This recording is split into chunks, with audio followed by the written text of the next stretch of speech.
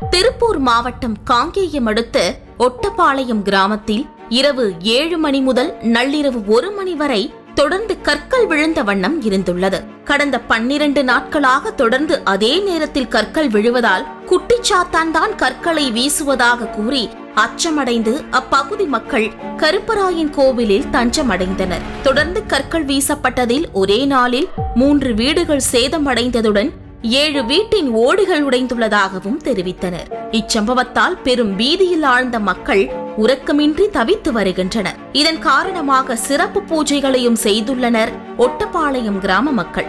இந்த நிகழ்வு குறித்து போலீசாருக்கு தெரியவர அப்பகுதி முழுவதும் சிசிடிவி கேமராக்கள் பொருத்தி மின் விளக்குகள் அமைத்து கிரேன் உதவியுடன் தீவிர கண்காணிப்பு பணியில் ஈடுபட்டுள்ளனர். தொடர்ந்து பொதுமக்களின் பாதுகாப்பு குறித்து காங்கேயம் வட்டாட்சியர் மயில்சாமி கிராமத்தில் நேரடியாக ஆய்வு மேற்கொண்டார். மேலும் பொதுமக்கள் பாதுகாப்பாக இருப்பதாகவும் கற்கள் வீசும் நபர் குறித்து தீவிர விசாரணை நடைபெற்று வருகிறது எனவும் தெரிவித்துள்ளார். இதுபோன்ற வீடியோக்களை உடனுக்குடன் காண தொடர்ந்து இணைந்திருங்கள் வசந்த் நியூஸுடன்.